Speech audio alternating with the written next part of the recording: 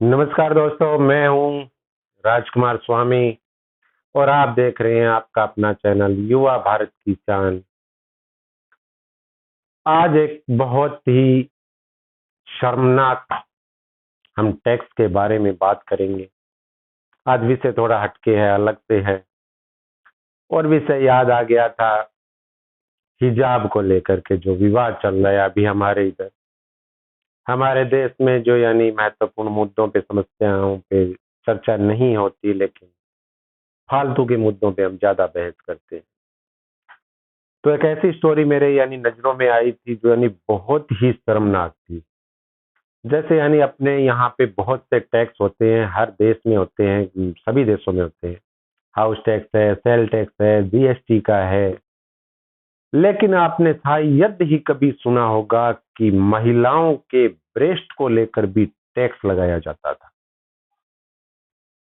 यह हमारे लिए शर्मनाक तो था ही, लेकिन उससे शर्मनाक एक और बात थी उस चीज, ब्रेस्ट का जो साइज अगर छोटा होता था तो कम टैक्स लगता था, और ब्रेस्ट का साइज अगर बड़ा होता था तो ज्यादा टैक्स लगता था। आज इसी मुद्दे पे हम बात करेंगे। इसी एक स्टोरी को हम आपको मैं बताऊंगा कि पुराने समय में कैसे कैसे ये टैक्स लगा देते। जब राजा महाराजाओं का जमाना था, ये तो लोकतंत्र है, अब तो हम ऐसी बातों को सोच भी नहीं सकते। तो दोस्तों, ये एक बहुत ही एक कुर्र राजा हुआ था, मार्तंड वर्मा। मार्तंड वर्मा 1729 में मद्रास प्रेसिडेंसी का एक त्रावणकोर साम्राज्य था। मद्रास के प्रेसिडेंसी में एक त्रावणकोर साम्राज्य की स्थापना हुई थी 1729 में। राजा थे मार्तंड वर्मा, और जब राजा बने तो नियम और कायदे कानून तो बनने थे, ये निश्चित था, क्योंकि यही राजाओं का जो किसी पे भी फसल के ऊपर हजारों तरह के वो टैक्स लगा देते थे। कोई आप काम भी करते थे उस समय, कपड़ों पे टैक्स, जैसे हम अभी भी देते हैं कुछ ऐसे टैक्स है। लेकिन इस जो टैक्स को लेकर के जिसकी सबसे ज्यादा आज भी आलोचना होती है, स्टोरी इतनी शर्मनाक भी है। जब मैं स्टोरी कर रहा हूं तो मुझे भी लगता है ऐसा, कैसे किया होगा उसने, जबकि ये एक सच्चाई की स्टोरी है, कोई इसमें वो नहीं है। तो उसने जो टैक्स लगाया था वो था ब्रेस्ट टैक्स, जो दलित वर्ग की और ओबीसी वर्ग की जो महिलाएं थी, उनके ऊपर ये टैक्स लगाया गया था। दलित और ओबीसी वर्ग की जो महिलाएं थी, सिर्फ उन पे ये टैक्स था। उच्च वर्ग की जो महिलाएं थी, उनको ये टैक्स नहीं था। तो दोस्तों, स्टोरी के अंदर एक चीज जो सबसे महत्वपूर्ण है वो ये था कि उसने जो टैक्स भी लगाया था उसमें ये था कि महिलाएं जो है वो कमर से ऊपर के वस्त्र नहीं पहन सकती थी। महिलाएं कमर से ऊपर के वस्त्र नहीं पहन सकती थी, सिर्फ कमर तक के वो वस्त्र धारण कर सकती थी। अगर उसके ऊपर वो वस्त्र धारण करती तो उसको टैक्स देना पड़ता था।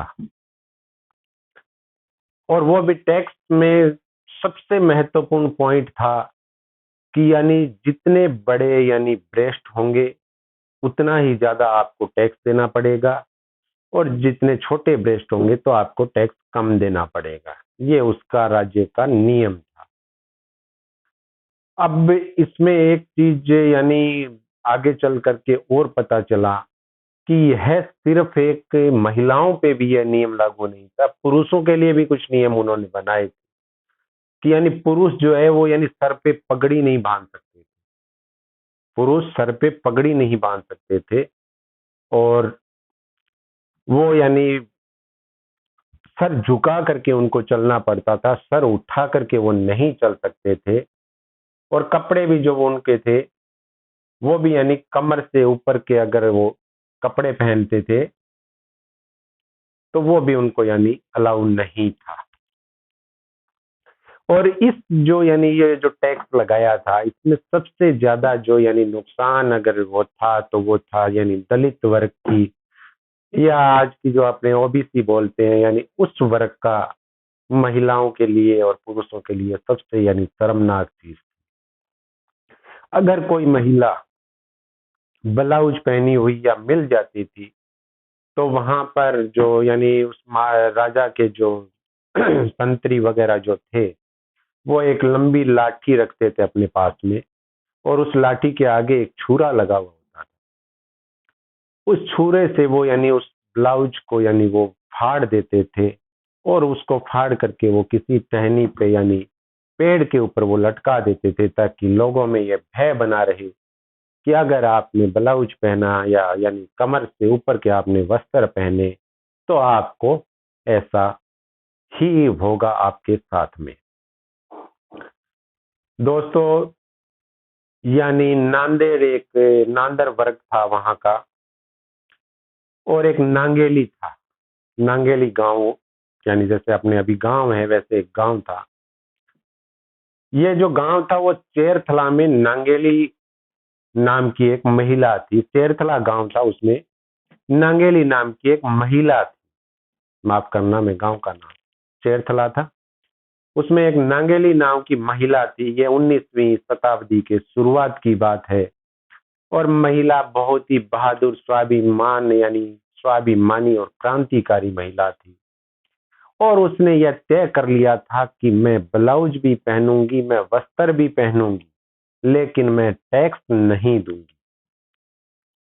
तो नांगेली का यह जो कदम था, वो यानी ब्लाउज पहन करके वो चलती थी, तो सामंतवादी जो लोग थे उनके मुंह पर एक तमाचे के समान था, और स्वाभाविक था कि राजा को गुस्सा आएगा। और जब राजा को गुस्सा आया और अधिकारी उसके घर पहुंचते हैं टैक्स लेने के लिए, तो उसके पति का नाम था चिरकंडुन। तो चिरकंडुन जो उसका पति था वो भी उसके साथ में था, उस महिला की बराबरी यानी हिस्सेदार था वो। उसने भी टैक्स देने से मना कर दिया।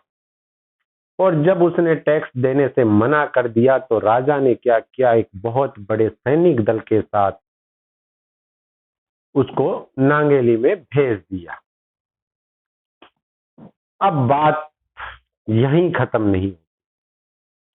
सबसे विभत्स घटना अभी होती है जब वो सैनिक उससे टैक्स लेने के लिए आते हैं।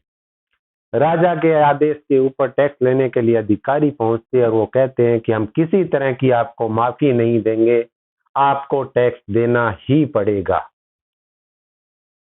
पूरा गांव इकट्ठा था, अफसर वहां पे थे, राजा के सैनिक वहां पर थे। तो वो महिला नांगेली बोलती है कि रुकिए, मैं टैक्स लेके आती हूं, आप बाहर खड़े रहिए। तो वो महिला जो क्या है, वो झोपड़ी के अंदर जाती है। महिला झोपड़ी के अंदर जाकर के अपने ब्रेस्ट को काट लेती है, और केले के पत्ते में यानी वो अपना ब्रेस्ट लेकर के उन अफसरों के सामने आती है। और जब वो उन अफसरों के सामने आती है तो उन अफसरों के और उन गांव वालों के पैरों तले से जमीन खिसक जाती है। अफसर भाग खड़े होते हैं। नांगेली यानी जो महिला थी, एक इतनी यानी मैं भी सलाम करता हूं ऐसी महिला को, यानी वो खून से लथपथ थी। उसका ब्रेस्ट जो था वो उसके हाथ में था, केले के पत्ते में उसका ब्रेस्ट पड़ा था, और वो जमीन पे गिर जाती है। अफसर वहां से भाग खड़े होते हैं, वो सैनिक भी भाग जाते हैं, और थोड़ी देर में उस नांगेली की जो है यानी मौत हो जाती है। यह स्वाभाविक भी था, क्योंकि आज जैसी चिकित्सा व्यवस्था उस समय नहीं थी, और होती तो भी पूरा ब्रेस्ट काट के लाई थी। और उससे भी आगे एक यानी पति पत्नी का प्यार भी देखने को मिलेगा। नांगेली का जो पति था चिरकंडून, जब नांगेली की चिता सजाई जाती है तो हिंदुस्तान के इतिहास का मेरे हिसाब से, और आपने भी अगर सुना होगा, तो यह पहला यानी केस था जब एक पति जो है वो यानी अपनी पत्नी के साथ में सती हो जाता है। यानी पत्नी पति की चिता पे सती होती थी। यह हमने यानी राजा रजवाड़ों में हमने सुना होगा कि जब पति की मौत हो जाती थी तो एक सती प्रथा चलती थी। हमारे राजस्थान में तो यह बहुत थी और काफी समय तक चली थी कि पति की मौत होने पे यानी पत्नी जो है वो सती होगी, उसके साथ में वो यानी जल जाती थी। लेकिन यह पहला केस था कि जब चिरकंडून ने जब पत्नी की अर्थी पे यानी वो खुद उसकी चिता में कूद गया था और दोनों एक साथ में खत्म हो गए थे। तो दोस्तों बहुत ही विभत्स दृश्य था। और यह उसके बाद में इस कुप्रथा के चलते वहां पे विद्रोह हो जाता है। जब यह मामला होता है उसके बाद में धीरे धीरे जो है 1829 के अंदर यानी अंग्रेजों का आना होता है। तो अंग्रेजों का जो त्रावणकोर साम्राज्य में जब अंग्रेज आते हैं तो वहां का दीवान था एक मुनरो। उसने कहा था कि अगर महिलाएं ईसाई धर्म को अपना लेती है तो उनको इस टैक्स से माफ कर दिया जाएगा। अगर महिलाएं ईसाई धर्म को अपना लेती है तो उनको इस टैक्स से माफ कर दिया जाएगा। तो बहुत से लोग हैं जो उच्च जाति के लोग थे, उन्होंने अंग्रेजों के इस यानी आदेश का जो है भयंकर विरोध किया था और उन्होंने जो दलित जाति की महिलाओं थी उनके ऊपर अत्याचार भी किया। 2 महिलाओं को उन्होंने जिंदा भी जला दिया था। दोस्तों यह प्रथा हमारे देश में यानी लगभग 1924 तक चली थी। 1924 में यह प्रथा यानी खत्म हो गई थी। तो आज का जो विषय था एक बहुत ही विभत्स और एक ऐसा शर्मनाक टैक्स जिससे सभी की रूह कांप उठेगी। और सबसे ज्यादा तो मैं बहादुर उस महिला नांगेली को मैं यानी सलाम करता हूं कि जिसने महिलाओं के इन अत्याचारों का विरोध करते हुए यानी अपने प्राण न्योछावर कर दिए। यही हिंदुस्तान की यानी जो महिलाएं हैं उनका स्वाभिमान है। तो ऐसी महिलाओं को हम नमन करते हैं। तो दोस्तों आज का आपका ये वीडियो कैसा लगा है? अगर आपको कुछ अच्छा लगा हो तो चैनल को सब्सक्राइब करना ना भूलें। यानी मैं बहुत से देखता हूँ, बहुत से लोग जो हैं यानी वीडियोस देख रहे हैं लेकिन वो लोग चैनल को सब्सक्राइब नहीं करते। चैनल अगर आप सब्सक्राइब करेंगे, बेल आइकन बजाएंगे तो मेरा हर वीडियो आप तक पहुंचेगा जो हमारे देश के इतिहास के बारे में आपको बताएगा, युवाओं के भविष्य के बारे में आपको बताएगा। 6-7 वीडियो डाले हैं तो उम्मीद करता हूँ बहुत अच्छे लगे होंगे। नमस्कार दोस्तों, जय हिंद, जय भारत।